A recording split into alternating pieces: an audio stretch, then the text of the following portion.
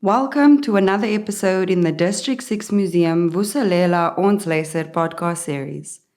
Today we're going to tell you the story of Luyolo, a small, vibrant township located on the mountain slopes looking out over Simonstown. As we share the story with you, we listen to Geoffrey Mamputa as he talks to Wayanda Ampono about what life was like in Luyolo and that fateful moment they were forced to leave.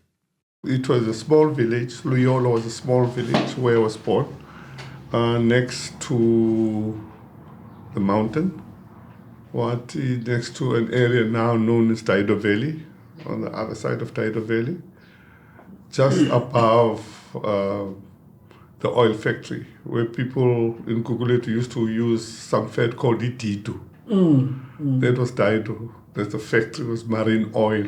Yeah. And the houses were just above that. And the graveyard is in Glencairn. You can see it when you come into Simonstown. That's where I was born, where my father was born, where my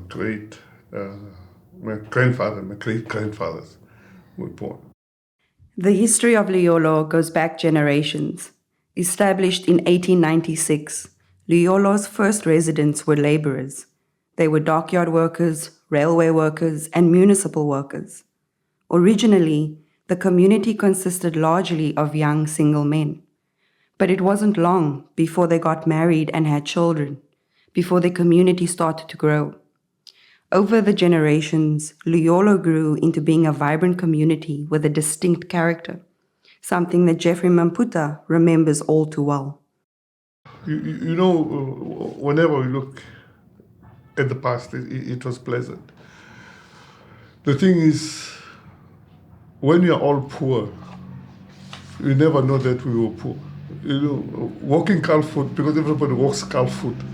And then when you tell somebody, no, we used to enjoy, and then we walk calf-foot, and so, you didn't have shoes? No, I didn't have shoes. You must have been poor. I mean, we did not know that we were poor. But the experience of Simonstown, I remember in summer, for instance, the families, what is now known as Long Beach, the families would sit there because most of the people worked at the harbour and in there, and some would come in from town. So the station was next to the beach. And people would cook on the beach. You make fire on the beach and cook on the beach. And then you could see the township against the mountain. So every door is open. You can see who's going into your house. People go into your house and take sugar or take whatever, and then you could see it from where you're sitting. It was not very far. But that's the kind of community. The other thing about the community, it was mixed. Most people from Simonstown tend to speak Afrikaans because of the mixed nature of the community. If we listen to Geoffrey Mamputa, life in Luyolo had its own rhythm and rhyme. Despite the lack of basic facilities like water, sewerage, and electricity, people made a life for themselves and their families. They developed a closeness with their neighbors, irrespective of their color, their culture, or their creed. But this way of life would not last.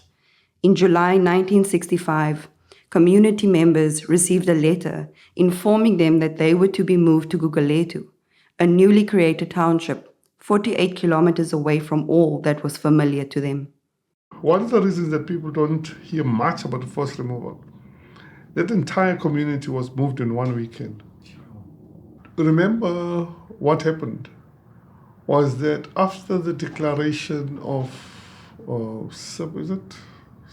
group areas, there was a law that says group areas. So certain areas were declared white and certain areas were declared colored. Areas were declared Indian and yeah. So those mixed dynamics, communities were destroyed. In Simonstown, people were regarded as colored. Were taken to a place called something Kop, it's now called Ocean View. Slankop. That's where put Peter Clark and those guys. Yeah, we moved from Simonstown. And then the Xhosa-speaking people or African-speaking people were taken to Gugulethu. So that's when my grandfather made the choice and told his kids, those who were light, that they should go to their mother's home in Grassy Park. so It's fragmentation. yeah, To be safe. Yeah, it was better for them. And those were darker skinned, like he said these things way before because he had heard about this. Okay. That should it happen, although it happened after he had died. Oh, yeah. But he could. I told you he was a rebel, so he was up to everything.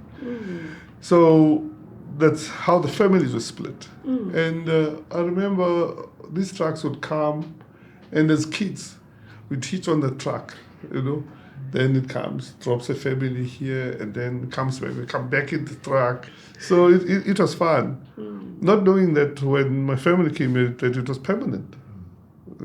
So we stayed there, and the truck was leaving, and I said, no, I'm going back with the truck. And my father said, no, we're here now. That was because we did not understand it as group areas. Yeah. And that time, Gugulethu was just one big wasteland. It was, you see the sand dunes in Kailicha, Lookout Hill. Yeah. Gugulethu was like that, it had all the hills. I mean, here, there was a big sand dune, and where the center is. Gugulethu was just sand dunes. I don't know if you've got a picture of New Cross Road when it was still bush between Nyanga and Gugulethu. Yeah. So it was just, And those sand dunes were flattened. And when we So came, there were no proper structures when you came in? No, when we came here, they had just put the structures because the people in Kensington had been moved first. And they had been moved into the area now called 43, NY40, 28, and so on. And they stayed in what was called Maplangi, wooden houses and the lean-tos that they stayed there. Yeah. By the time we moved, they had started laying out. That's why we got section 1, section 2, section 3, and section 4. But it was done in such a rush that when you came into the house, you could do this, and the cement was still wet. Just as you come, the cement is still wet. So as soon as the house is complete, the moment they put the doors on, another family moves in, and it was like that. But it was barren, not a single tree because they'd flattened. It was just sand. It was this white sand that reflects into your eyes. That's what happened. And I can't remember this, but I'm told that one day I decided that I'm walking to the beach because if you look at, we moved into NY70. Okay. Then section 2. And then that time there was no Philippi, there was nothing. So it was just sand. And to me it felt as if the sea is just nearby and I could walk to Simonstown. So I got lost and there's some boat from one of the farms. He picked me up and that's how I was brought back home. Geoffrey Mamputa remembers the forced removals from Luyolo as having taken place over one weekend. Official records reveal that it happened over 2 weekends in 1965 under the terms of the Natives Urban Areas Consolidation Act. This was 2 years before Simonstown was declared a white group area in 1967. But Geoffrey Mamputa's memories of that period reveal something different. It speaks to a swift, mass, forced removal of an entire community within one weekend. So suddenly you've got people, strange things. First time, believe it or not, people were planting mealies. What is this? My next door neighbor was a very traditional Kosabe. Yeah. And I think they came from retreat or town, I can't remember. But the Tataka family, Emily, was one of those. Do you know that old mustache that goes like that? Yeah. Mapovu, yeah. He's one of those people with that stand. Yeah. That, those mustache that goes around. I'm not sure if it's an English or British thing that. It was very European. And then they had this beard that looks like the chops, lamb chops, the kind of hair like that. Yeah. And then he used to tend to that thing, to the mealies. And And of course, you kids, you want to play hide and seek, and you play the millies. Hey, you dead. The other thing that was strange is when people say that they are braaiing, and they braai meat. That was very strange.